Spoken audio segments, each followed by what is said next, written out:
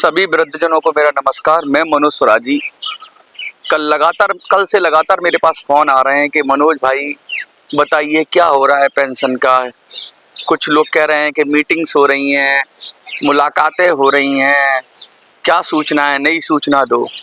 तो आज ये वीडियो उसी के सिलसिले में बनाई गई है और ये वीडियो बनाने का मेरा मकसद ये है कि आप लोग समझें कि आखिर चल क्या रहा है, आखिर हो क्या रहा है। थोड़ी वीडियो आज बड़ी होगी। बड़ी इसलिए होगी कि वीडियो के अंदर मैं एक छोटी सी कहानी भी सुनाऊंगा, बड़ी फेमस कहानी है। तो आपसे उम्मीद है कि आप बने रहेंगे लास्ट तक। और लास्ट में मेरा ये संदेश होगा, बड़ा गंभीर संदेश होगा जो आपको समझना होगा। और वो जब समझ जाएंगे आप, तो मुझे लगता है कि हम अपना जो टारगेट है, अपना जो गोल है, वो पूरा कर लेंगे। एक बहुत बड़े संत थे। एक छोटी सी बात से शुरू करता हूँ। एक बहुत बड़े संत थे, तो उनके पास एक व्यक्ति पहुँच गया। वो व्यक्ति पहुँच के बोलता है कि भैया मुझे तो संगीतज्ञ बनना है, मुझे तो संगीत वाद्य यंत्र बजाना सीखना है। तो उन्होंने पूछा भाई क्या बजाएगा? कि बांसुरी बजाएगा, तबला बजाएगा, हारमोनियम बजाएगा, गिटार बजाएगा, क्या बजाएगा? संतूर बजाएगा। सबके लिए मेहनत करनी पड़ेगी, सबके लिए सीखना पड़ेगा। कह रहा नहीं, ऐसा वाद्य यंत्र बताओ जो जिसमें सीखना ना पड़े, जिसमें मेहनत ना लगे, जिसमें कुछ समय ना लगे और तुरंत हो जाए। तो उन संत ने कहा ठीक है भाई, तेरे हाथ में झुंझुना पकड़ा दे, तू झुंझुना पकड़ ले। तो झुंझुना ले लिया उस व्यक्ति ने और झुंझुना बजाता रहा। पेंशनर के साथ भी ये हो रहा है कि उनके हाथ में झुंझुना पकड़ाया जा रहा है और झुंझुना लेकर पेंशनर बजा रहे हैं। और झुंझुना किस बात का झुंझुना है? मीटिंग का झुंझुना, मुलाकात का झुंझुना, पत्र व्यवहार का झुंझुना, ये करना वो करना। इन झुंझुनों से काम अब चलने वाला है नहीं, क्योंकि ये झुंझुनों से अब पब्लिक तंग आ चुकी है। इन झुंझुनों को सुन सुनकर ये जो यूट्यूब पर रोज नई खबर आ जाती है, आज मिल जाएगी पेंशन, कल मिल जाएगी पेंशन, आज हमारी मीटिंग हो गई, आज हमारी इधर मीटिंग हो गई, आज हमारी उधर मीटिंग हो गई। फिर एक चैनल आता है, बड़ी उम्मीद से लोग देखते हैं और निकलता क्या है? ढाक के 3 पात। निकलता क्या है? भूस। निकलता क्या है? सब खाली। तो इनकी बात की वैल्यू खत्म हो गई है नेता लोगों की, क्योंकि ये सड़क पर संघर्ष करते हुए दिखाई देते हैं और मीटिंग रूम में जाकर चरण वंदना करते हैं। चरण वंदना करते हैं, साफ साफ कह रहा हूँ, और फोटो खिंचाते हैं और बाहर आते हैं और कहते हैं हमने मीटिंग की, हमने ये मांग रख दी, हमने वो मांग रख दी। खैर, इस पे ज़्यादा नहीं बोलूँगा। मैं एक कहानी सुनाता हूँ आपको, जिससे आपको समझ में आएगा। तो चलिए शुरू करते हैं।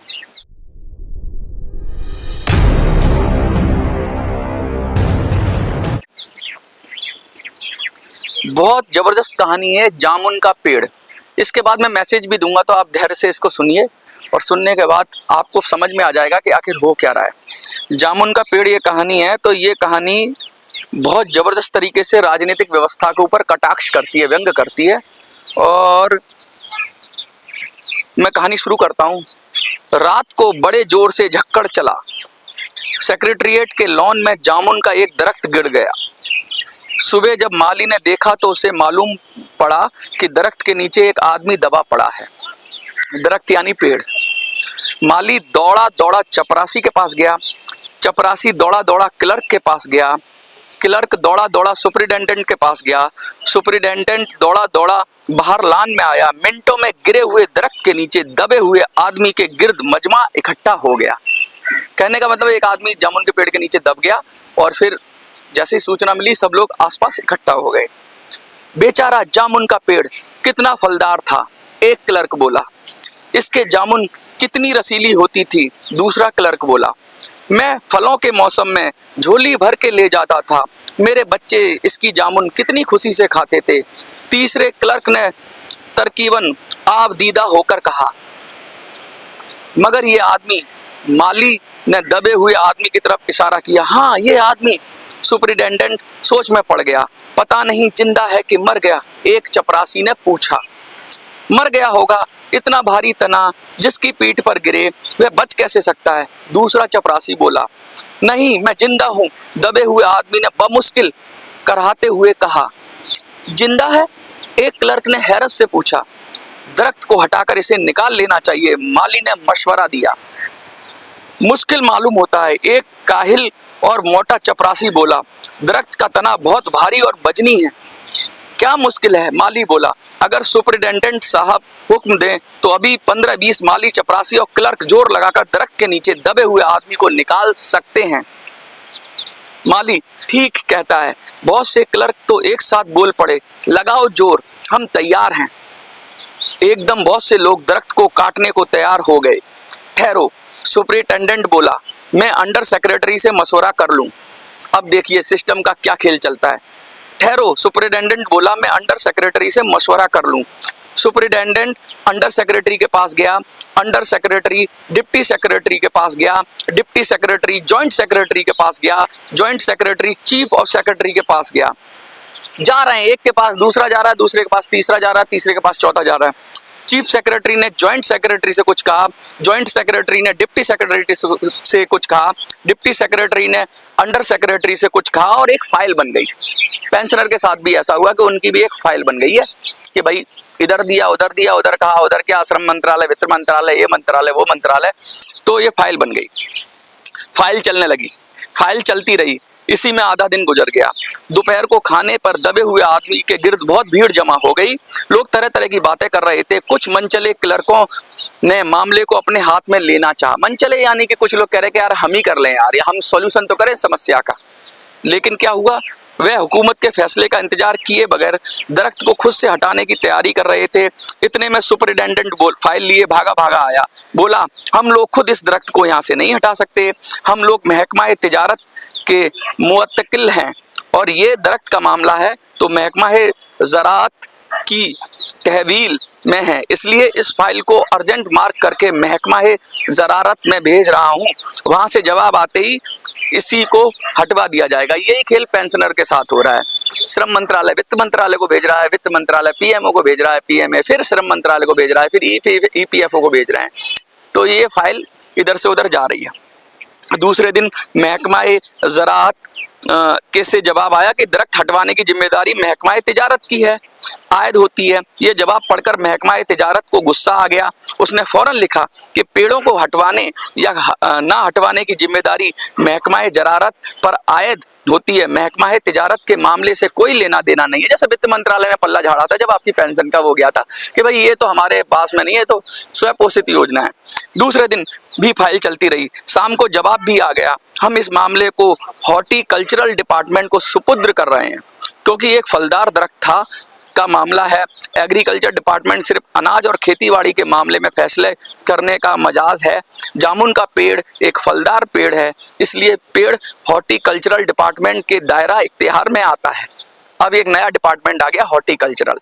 रात को माली ने दबे हुए आदमी को दाल भात खिलाया। हालांकि लॉन के चारों तरफ पुलिस का पहरा था कि कहीं कोई लोग कानून को अपने हाथ में ना ले लें, दरख्त खुद को हटवाने की कोशिश ना करें। मगर पुलिस कांस्टेबल को रहम आ गया। उसने माली को दबे हुए आदमी को खाना खिलाने की इजाजत दे दी। माली ने दबे हुए आदमी से कहा, तुम्हारी फाइल चल रही है, उम्मीद है कल तक फैसला हो जाएगा। दबा हुआ आदमी कुछ ना बोला। माली ने पेड़ के तने को गौर से देखा, कहा, हैरत गुजरी है, तना तुम्हारे कूले पर गिरा, अगर कमर पर गिरता तो रीढ़ की हड्डी टूट जाती। वही बात कि पेंशनर तुम्हें 1000 तो मिल रहे हैं, 1000 से कम तो मिल रहे हैं, कहीं कुछ भी ना मिलते, ऐसा भी हो जाता। माली ने फिर कहा, तुम्हारा कोई वारिस हो तो मुझे उसका आता पता बताओ, मैं उसे खबर देने की कोशिश करूंगा। मैं लावारिस हूँ, दबे हुए आदमी ने बड़ी मुश्किल से कहा। माली अफसोस जाहिर करता हुआ वहां से हट गया। तीसरे दिन हॉर्टिकल्चरल डिपार्टमेंट से जवाब आ गया। बड़ा कड़ा जवाब था और तंज आमेज हॉर्टिकल्चरल डिपार्टमेंट के सेक्रेटरी अदबी मिजाज का आदमी मालूम होता था। उसने लिखा था, हैरत है इस समय जब दरख्त उगाओ स्कीम बड़े पैमाने पर चल रही है, हमारे मुल्क में ऐसे सरकारी अफसर मौजूद हैं जो दरख्त को काटने का मशवरा दे रहे हैं। वह भी एक फलदार दरख्त को, और फिर जामुन का दरख्त जिसके फल आवाम बड़े रगबत से खाते हैं। हमारा महकमा किसी हालत में इस फलदार दरख्त को काटने की इजाजत नहीं दे सकता। अब क्या किया जाए? एक मनचले ने कहा, अगर दरख्त काटा नहीं गया तो इस आदमी को काटकर निकाल लिया जाए। ये देखिए, उसी आदमी ने इशारे से बताया, अगर इस आदमी को बीच में यानी धड़ से मकाम तक काटा जाए तो आधा आदमी इधर से निकल आएगा, आधा आदमी उधर से निकल आएगा और दरख्त वहीं का वहीं रहेगा। मगर इस तरह तो मैं मर जाऊंगा। दबे हुए आदमी ने एहतजाज किया, मतलब विरोध किया। यह भी ठीक कहता है, एक क्लर्क बोला, आदमी को काटने वाली तब तजवीज पेश करने वाले ने पुनः जोर एहतियाज कड़ा विरोध किया। आप जानते नहीं, आजकल प्लास्टिक सर्जरी के जरिए धर को मकाम इस आदमी से फिर जोड़ा जा सकता है। अब फाइल को मेडिकल डिपार्टमेंट को भेज दिया गया। मेडिकल डिपार्टमेंट ने फौरन इस पर एक्शन लिया। जिस दिन फाइल मिली उसी दिन महकमे के सबसे काबिल प्लास्टिक सर्जन तहकीकात के लिए भेज दिया। अब जी प्लास्टिक सर्जन आ गए। सर्जन ने दबे हुए आदमी के कंधे को अच्छे से टटोलकर उसकी सेहत देखकर, खून का दबाव, सांस की आमद और रफ्त, दिल के और फेफड़ा की जांच कर रिपोर्ट भेज दी कि इस आदमी का प्लास्टिक सर्जरी से ऑपरेशन तो हो सकता है, लेकिन ऑपरेशन कामयाब भी हो जाएगा मगर आदमी मर जाएगा। लिहाजा ये तजवीज भी रद्द कर दी गई। रात को माली ने दबे हुए आदमी के मुंह में खिचड़ी के लुकमे डालते हुए उसे बताया, अब मामला ऊपर चला गया है। सुना है सेक्रेटरिएट के सारे सेक्रेटरियों ने मीटिंग होगी, तुम्हारा केस रखा जाएगा, उम्मीद है सब काम ठीक हो जाएगा। दबा हुआ आदमी एक आह भरकर आहिस्ता से बोला, हमने माना कि तगाफुल ना करेंगे, लेकिन खाक हो जाएं हम तुमको खबर होने तक। माली ने अचंभे से मुंह में उंगली दबाई, हैरत से बोला, क्या तुम शायर हो? दबे हुए आदमी ने आहिस्ता से सिर हिला दिया। दूसरे दिन माली ने चपरासी को बताया। चपरासी ने क्लर्क ने हेड क्लर्क को। थोड़े ही अरसे में सेक्रेटरिएट में ये बात फैल गई कि दबा हुआ आदमी शायर है। बस फिर क्या था, लोग जौक दर जौक शायर को देखने के लिए आने लगे। इतनी खबर शहर में फैल गई, शाम तक मोहल्ले मोहल्ले के शायर जमा होना शुरू हो गए। सेक्रेटरिएट के लॉन भात भात के शायरों से भर गया। सेक्रेटरिएट के कई क्लर्क और अंडर सेक्रेटरी तक, जिन्हें अदब और शायरी से लगाव था, रुक गए। कुछ शायर दबे हुए आदमी को अपनी गजलें और नज़में सुनाने लगे। कुछ क्लर्क उसकी गजलों पर इस्लाह लेने लगे, कुछ मुसिर होने लगे। जब तक पता चला कि दबा हुआ आदमी शायर है तो सेक्रेटरिएट की सब कमेटी ने फैसला किया, चूंकि दबा हुआ आदमी शायर है, लिहाजा इस फाइल को तौल्लुक एक एग्रीकल्चर डिपार्टमेंट से है, ना हॉर्टिकल्चर डिपार्टमेंट से, इसलिए सिर्फ कल्चरल डिपार्टमेंट से है। कल्चरल डिपार्टमेंट से गुजारिश की गई कि जल्द ही इस मामले का फैसला करके बदनसीब शायर को सजर ए सायादार से रिहाई दिलाई जाए। फाइल कल्चरल डिपार्टमेंट के मुख्तलिफ शोबों से गुजरती हुई अदबी आदमी के सेक्रेटरी के पास पहुंची। बेचारा सेक्रेटरी उस वक्त भी अपनी गाड़ी में सवार होकर सेक्रेटरिएट पहुंचा और दबे आदमी का इंटरव्यू लेने लगा। तुम शायर हो? उसने पूछा। जी हाँ, दबे हुए आदमी ने जवाब दिया। क्या तखल्लुस करते हो? अवस सेक्रेटरी जोर से चीखा। क्या तुम वही हो जिसका मजमुआ ए कलाम अवस के फूल हाल में ही शाया हुआ है? दबे हुए शायर ने इस बात में सिर हिलाया। क्या तुम हमारी अकादमी के मेंबर हो? सेक्रेटरी ने पूछा। नहीं। हैरत है, सेक्रेटरी जोर से चीखा। इतना बड़ा शायर, अवस के फूल का मुनस्सिफ और हमारे अकादमी का मेंबर नहीं? उफ, कैसे गलती हो गई हमसे। कितना बड़ा शायर कैसे गोसाए गुमनामी में दबा पड़ा है। गोसाए गुमनामी में नहीं, बल्कि एक दरख्त के नीचे दबा हुआ है। बरहा ए करम, मुझे इस पेड़ के नीचे से निकालिए, अभी बंदोबस्त करता हूँ। सेक्रेटरी ने फौरन बोला और फौरन जाकर अपने महकमे को रिपोर्ट पेश कर दी। अब एक नया महकमा चालू हो गया। देखिए इसमें कितना तीखा व्यंग है। दूसरे दिन सेक्रेटरी भागा भागा शायर के पास आया और बोला, मुबारक हो, मिठाई खाओ, हमारी सरकार अकादमी ने तुम्हें मकरजी कमेटी का मेंबर चुन लिया है। ये लो परवानाए इंतखाब, मगर मुझे इस दरख्त के नीचे से तो निकालो। दबे हुए आदमी ने करहा कर कहा। उसकी सांस बड़ी मुश्किल से चल रही थी। उसकी आंखों में नामालूम होता था कि सदीद तसन्नुज और करब में मुब्तला हैं। ये हम नहीं कर सकते, सेक्रेटरी ने कहा। जो हम कर सकते थे वह हमने कर दिया, बल्कि हम तो यहाँ तक कह सकते हैं कि अगर तुम मर जाओ तो तुम्हारी बीवी को वजीफा दिला सकते हैं। अगर तुम दरख्वास्त कर दो तो हम यह भी कर सकते हैं। मैं अभी जिंदा हूँ, शायर रुक रुक कर बोला, मुझे जिंदा रखो। मुसीबत यह है कि सरकारी अकादमी का सेक्रेटरी हाथ मलते हुए बोला, हमारा महकमा सिर्फ कल्चर से मुत्तकिल है, इसलिए हमने फॉरेस्ट डिपार्टमेंट को लिख दिया है, अर्जेंट लिखा है। शाम को माली ने आकर दबे हुए आदमी को बताया कि कल फॉरेस्ट डिपार्टमेंट के आदमी आकर इस दरख्त को काट देंगे और तुम्हारी जान बच जाएगी। माली बहुत खुश था, वो दबे हुए आदमी की सेहत जवाब दे रही थी, मगर वह किसी ना किसी तरीके से अपनी जिंदगी के लिए लड़े जा रहा था।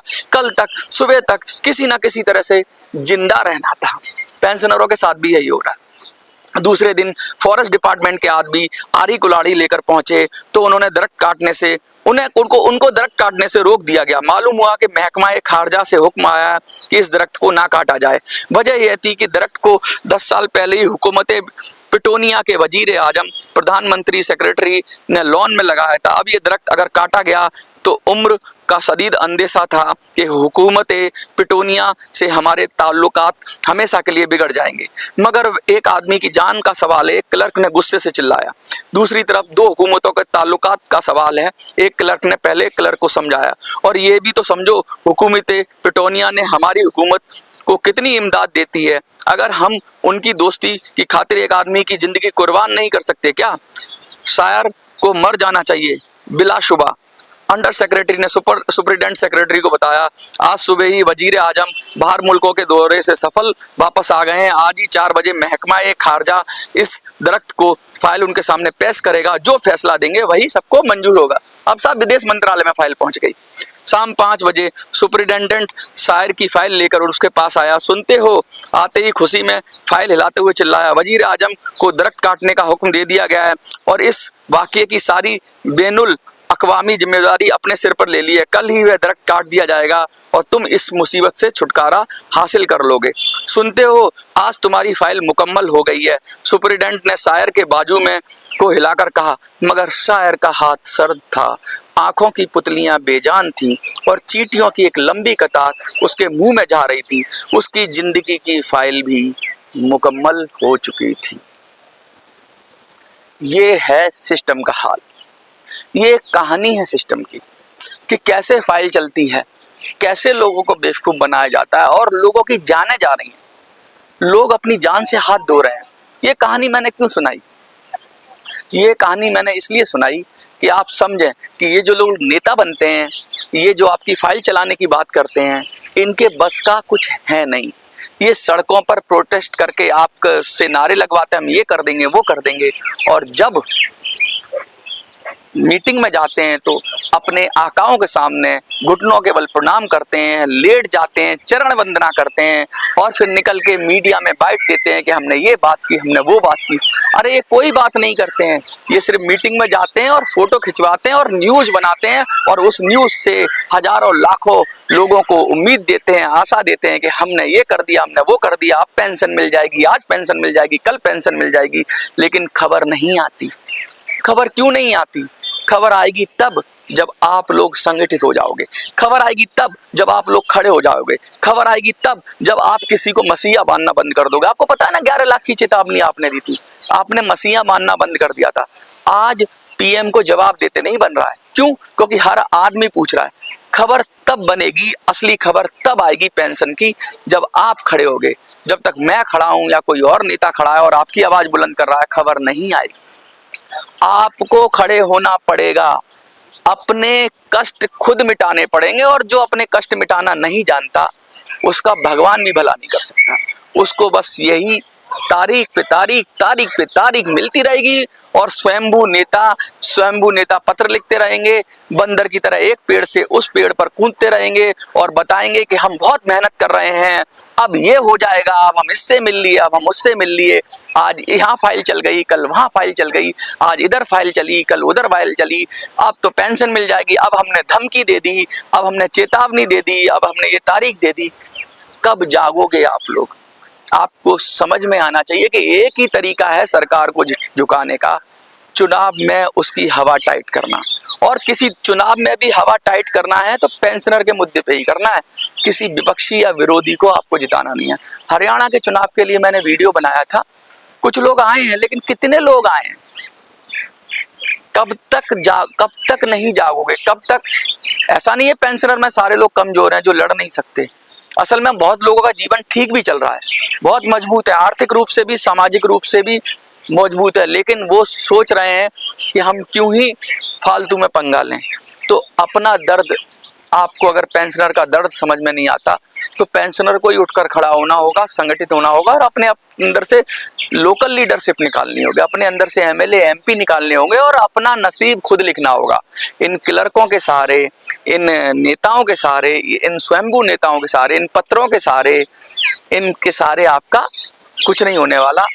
आपको मैदान में आना पड़ेगा और याचना नहीं, रण करना पड़ेगा और रण करना पड़ेगा, सच्चा रण करना पड़ेगा। कुछ लोग तो ऐसे हैं बंदर की तरह जो उछलते हैं एक पेड़ से दूसरे पेड़ पर और दिखाते हैं हमने ये कर दिया, हमने वो कर दिया, हमने यहाँ कर दिया, हमने वहां कर दिया, सरकार हिला दी, ये कर दिया। कुछ नहीं हिलता उनसे, सरकारें नहीं हिलती इनसे।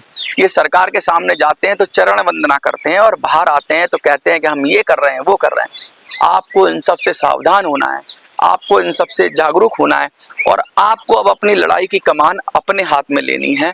आपको अपना मुकद्दर खुद लिखना है। बार बार मैं ये कहता हूँ, मुझ पर भी भरोसा मत करो, किसी पर भरोसा मत करो, खड़े हो जाओ और अपना मुकद्दर लिखने की कोशिश करो और अपने अंदर से लीडरशिप निकालो, अपने व्यक्ति जिताओ और अपना पेंशन खुद लो। यही मेरा संदेश है, यही मेरी इल्तिजा है। कहानी काफ़ी लंबी थी लेकिन उसके अंदर जो दर्द और पीड़ा है वो मुझे लगता है इससे बढ़िया कुछ नहीं है पेंशनर के दर्द को बताने के लिए। मुझे लगता है कि आप, बहुत सारे लोग मेरा विरोध भी करते हैं, मुझे उल्टा सीधा भी बोलते हैं, उनको कहना चाहता हूँ मैंने कभी ये नहीं कहा कि मैं करूँगा। वो लगातार कहते तुमने क्या कर लिया, तुमने क्या कर लिया। मैं तो सदा से कहता हूँ कि मैं कुछ नहीं कर सकता, मैं सिर्फ ये कर रहा हूँ कि तुम अपनी लड़ाई लड़ना शुरू करोगे। कब शुरू करोगे, कब बैठोगे, कब तक अपने आप को कमजोर मानोगे। सरकारी पेंशनर उठे, लड़े और हक ले लिया। तुम कब जागोगे और जब जाग जाओगे तभी सवेरा आएगा, तब तक सवेरा नहीं आएगा। नमस्कार, जय हिंद। देखते रहिए मिनी संसद।